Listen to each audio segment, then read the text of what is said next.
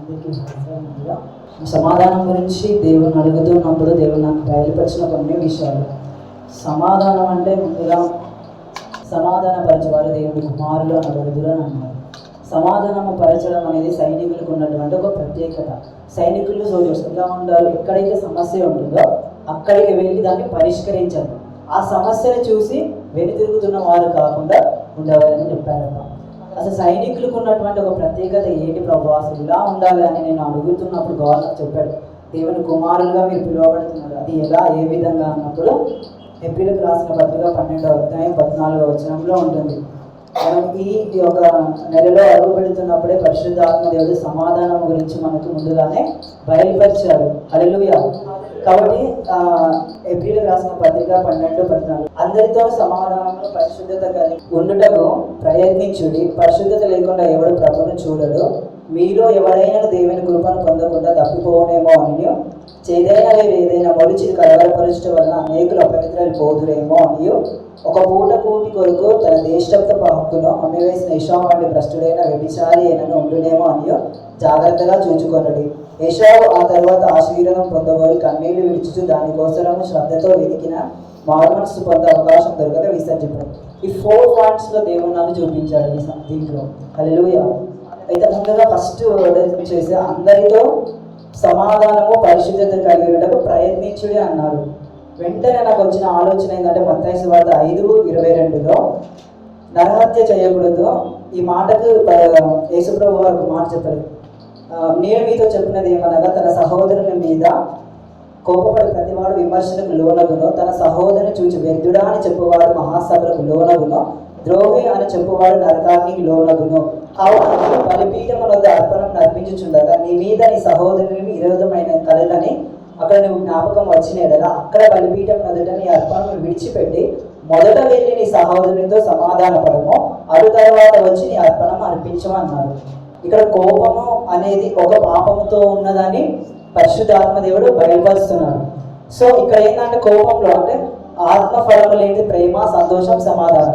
శరీర కార్యములు కోపము, దుష్టత్వము, సకల విధములైనటువంటి పాపంతో కూడినది. కాబట్టి ఇక్కడ కోపం అనేది సహోదరుని మీద కలిగింది. కానీ పరిశుద్ధాత్మ దేవుడు ఏం చెప్తున్నాడు, నీకు కోపము వాడి మీద వచ్చిన ఎడల ముందుగా నాతో సమాధాన పడు కంటే ముందు వాడితో వెళ్ళి సమాధాన పడి అప్పుడు నీ అర్పణము నా దగ్గరికి తీసుకొని రా అంటున్నాడు. అంటే ఇక్కడ దేవుడు ఒక మెన్షన్ చేస్తున్నాడు, అంటే వీడి పరిశుద్ధతను కోల్పోతున్నాడు. హల్లెలూయా. కాబట్టి పరిశుద్ధతను కోల్పోతున్నాడు కాబట్టి వీడు నన్ను ఎన్నటికీ చూడడు. హృదయ శుద్ధి గల వారు మాత్రమే దేవుడిని చూచెదరు. కాబట్టి దేవుడు అక్కడ ఆ పాయింట్ చెప్పడం జరిగింది. రెండవది ఏప్రిల్లో రాసిన దాంట్లో దేవుని కృప నుండి తప్పిపోనేమో, చేదైన వేరు ఏదైనా మొలిచి కలవరపరచడం వలన అనేకులు అపవిత్రపరచగలరు. ఇక్కడ కూడా అంతే. చేదు అంటే అప్ప కూడా చెప్పారు, చేదు అంటే మనము యెషయా నుంచి నరకబడి చేదైన వేరు మనలోకి వస్తుందంటే నరకబడి ఫలించును అని చెప్పారు. అంటే చేదైన వేరు ఏదైనా మనలోకి వస్తుందంటే మనం పైనుంచి చూస్తున్నట్లయితే నరకబడుతున్నాం, కానీ లోపల ఒక చిన్న పాపం, అది విషం అంటే చిన్న వేరుతో అది మొలుస్తుందేమో అని జాగ్రత్తగా చూసుకోమండి. చేదైనదంటే ఏదైనా కావచ్చు, కుటుంబ ఫ్యామిలీ ప్రాబ్లమ్స్ కావచ్చు. ఒక్కొక్కసారి కొన్ని మన ఇంట్లో సమస్యలను బట్టి మనం సడన్గా కోపం రైజ్ చేస్తూ ఉంటాం అన్నమాట. లేదా ఫ్రెండ్స్ మధ్యలో, ఫ్యామిలీస్ మధ్యలో ప్రతి విషయంలో కొన్నిసార్లు మనం కోపంని అధిగమించుకోలేక వెంటనే మనం దోవ జారేటువంటి పరిస్థితులు పడిపోతూ ఉంటాం. కాబట్టి అటువంటి ఏదైనా మనలోకి కనుక వస్తున్నట్లయితే దాన్ని ముందుగానే కట్ చేయమని దేవుడు చెప్తున్నాడు. నరకబడుతున్నా అంటే నా అనే స్వభావం నాలో అంటే ఏమైనా దేవునికి వ్యతిరేకంగా ఏదైనా ఉండిన ఎడల అంటే పాపమే కానీ లేదంటే స్వబుద్ధే కానీ అలాంటిది ఏదైనా మనలోకి వస్తున్నప్పుడు దాన్ని మనం నరకబడి అంటే విడిచిపెట్టే రీతిలో మనం ఉండాలి. అప్ప ఒక విషయం చెప్పారు, ఈరోజు ఇతరులకు బోధిస్తున్నప్పుడే కానీ మనం ఏమైతే బోధిస్తున్నామో అది మనలో మనము కూడా పరీక్షించుకోవాలి. బబులోను గురించి చెప్పినప్పుడు అది ముంచి వేయడానికి నీ మీదికి వస్తున్నా అంటే నీకు తెలియకుండానే నువ్వు మోసపోతున్నావు అని అప్ప ద్వారా సమాధానం గురించి చెప్పినప్పుడు ఆ విషయంలో నిజంగానే మనం ఇతరులకు బోధిస్తున్నాం, ఇతరులకు చెప్తున్నాం, కానీ అది మనం అప్లై చేసుకుంటున్నామా, ఇలా ఉన్నట్టు అలా ఉన్నట్టు కరెక్ట్ చేస్తున్నాం. కానీ ఎప్పుడైతే మనం అది అప్లై చేసుకుంటామో ఆ బబులో మనల్ని ముంచి వేస్తుంది. మనకి వ్యతిరేకంగా ఏదైనా వచ్చినా కదా అది మనల్ని ముంచిపోలేకుండా దేవుడు ఖచ్చితంగా పైకి లేపుతారు అని. ఇంకొక మాట ఏంటంటే మరి సమాధానం ఎలా వస్తుంది మనలోకి అంటే కేవలం పరిశుద్ధాత్మ ద్వారా. అదొక రిఫరెన్స్ రోమియోలో రాసిన పత్రిక 15:13 ఉంటారు. కాబట్టి పరిశుద్ధాత్మ శక్తిని పొంది విస్తారముగా నిరీక్షణ గలవారు నిరీక్షణ కర్తయ్యకు దేవుడు విశ్వాసము ద్వారా సమాధానంతోనూ సమస్తానందంతోనూ నింపును గాక. సమాధానం ఎట్లా వస్తుందంటే పరిశుద్ధాత్మ ద్వారా మాత్రమే మనకు అనుగ్రహింపబడుతుంది. హల్లెలూయా. కాబట్టి మన స్వబుద్ధిలో మన ఆలోచనలో మాత్రం సమాధానం ఒక వ్యక్తితో పడాలంటే అది ఇంపాసిబుల్, అవునా కదా? ఖచ్చితంగా. కాబట్టి అది పరిశుద్ధాత్మ ఫలము ద్వారానే మనకు ఆ ఫ్రూట్ అనుగ్రహింపబడుతుంది. కాబట్టి మనకు ఆ పరిశుద్ధాత్మ ద్వారా మాత్రమే ఆ సమాధానం మనం పొందుకోగలుగుతాము.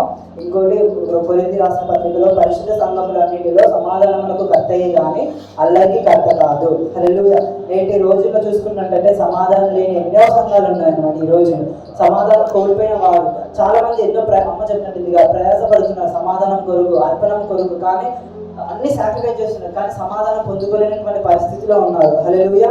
కాబట్టి సమాధానం పాడు చేయడానికి అపవాది ఒక ట్రిక్ చేశారు, అల్లరి. ఇదేంటంటే అప్ప చెప్పారు, సజీవ యాగంగా మీ యొక్క శరీరంను దేవుని కొరకు సమర్పించుకోండి, మీ మనస్సును ఆయన వైపు తిప్పుమని చెప్పారు. అంటే మనస్సు మీద అపవాది దాడి చేసేది. ఫస్ట్ వాడు అటాక్ చేయాల్సింది ఏంటంటే మన మైండ్ మీదనే. హల్లెలూయా. కాబట్టి అల్లరి అవుతున్నప్పుడు, సమాధానం వస్తున్నప్పుడు అపవాది దేవుని చిత్తాన్ని ట్రాప్ చేయడానికి ట్రై చేస్తూ ఉంటాడు. అంటే దేవుని చిత్తము పరీక్షించుకొని తెలుసుకోవడానికి మనసు మీద అపవాది దాడి చేసినప్పుడు దాని నుంచి మనము వేరుపరచబడుతూ ఉండాలి. ఇంకోటి కీడు చేయడం మనం మేలు చేయము, సమాధానం వెతికి దాన్ని వెంటాము. విశ్వాసం మూలంగా మనం నీతిమంతులుగా తీర్చబడి ప్రభువైన క్రీస్తుతో సమాధానం కలిగి ఉండాలి. సమాధాన కర్తయ్యకు నిత్యుడు తండ్రి అయినా కాబట్టి నజరేయుడైన యేసు నామములోనే మనకు సమాధానం దొరుకుతుంది. హల్లెలూయా. కాబట్టి చాలా వరకు మనము ఫస్ట్ దేవునితో సమాధాన పడాలి. క్రీస్తు అనుగ్రహించే సమాధానం ఈ హృదయంలో వేలుచుండనీయుడి. క్రీస్తు సమాధానం ఈ హృదయంలో వేలుచుండనీయుడు అని ఆయన సమాధానంతోనే మనము దేవునితో సమాధాన పడాలి. హల్లెలూయా. కాబట్టి ఇంకొక మాట ఒక్క పూట కూటి కోసము జ్యేష్ఠత హక్కును అమ్మవేసినటువంటి ఏషావు ఒక్కసారి ఆయనకి అంటే ఏషావు ఆ తర్వాత ఆశీర్వాదం పొందగోరి కన్నీళ్లు విడిచి దాని కోసము శ్రద్ధతో వెతికినను మారు మనసు పొందే అవకాశం దొరకక విసర్జింపబడదని మీరు ఎదుగుతారు. చూడండి, ఆశీర్వాదం కొరకు ఏషావు కన్నీళ్లు విడిచాడు, భారంగా దేవుడి దగ్గర మొరపెడుతున్నాడు, అయినా కానీ ఆయనకు దొరకలేదంట, విసర్జింపబడ్డాడు. ఈరోజు ఒక్క చిన్న పాపం వల్ల అవిధేయత చూపించినటువంటి ఆదాము అవ్వలు వారు పరదేశం నుంచి త్రోయబడ్డారు. లాస్ట్ వీక్ దేవుడు అప్ప ద్వారా మనకు చెప్పాడు, ఒక్క చిన్న అవిధేయం, ఒక్క పాపం, ఇదే కదా కాంప్రమైజ్ అయిపోయామనుకో, అది ఖచ్చితంగా దేవుడి నుంచి వస్తున్న ఆశీర్వాదం మనము కోల్పోతామని చెప్పేసి నాకు ఈ విషయంలో దేవుడు అనుగ్రహించాడు. అలాగే ముందుగా ఇంకొక లాస్ట్ విషయం తెస్సలోనికీయులకు రాసిన పత్రికలో ఉంటుంది.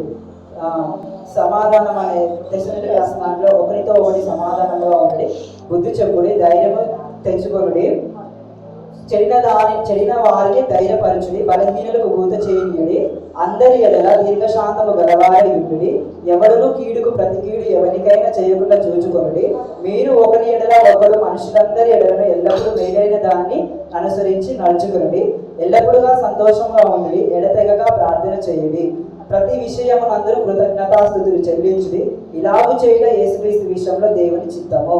హల్లెలూయా. కాబట్టి మనకు సాధ్యమైనంత మట్టికి ఒకరితో ఒకరు సమాధానం ఉండాలి. ఎక్కడైతే సమస్య ఉంటుందో అక్కడికి వెళ్ళి బుద్ధి చెప్పాలి. ఈరోజు ఈ ఒక్కటే దేవుడు మనతో చెప్తున్నారు, క్రమంగా నడుచుకున్న వారికి మీరు బుద్ధి చెప్పండి, అక్రమంగా నడుచుకున్న వారికి. హల్లెలూయా. కాబట్టి ధైర్యము, చెడిన దానిని విడిచిపెట్టకూడదు, ధైర్యముగా ఉండమని దేవుడు చెప్తున్నాడు. ఒకవేళ మనము నిరీక్షణ కోల్పోయినప్పుడు, సమాధానం కోల్పోయినప్పుడు యేసు ప్రభువాన్ని ఒక్కసారి జ్ఞాపకం చేసుకోండి.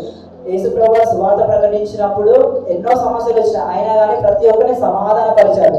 ఎక్కడైతే ఆయన రాజ్యానికి వ్యతిరేకంగా పరిసయ్యులు, శాస్త్రులు వ్యతిరేకంగా వచ్చినా కూడా కానీ ఆయన ఒక మాట కూడా చెప్పకుండా వారిని సమాధానం పరిచి పంపించాడు. హల్లెలూయా. దేవుడి కొద్ది మాటలు దేవుడు దీవించిన ఆమేన్.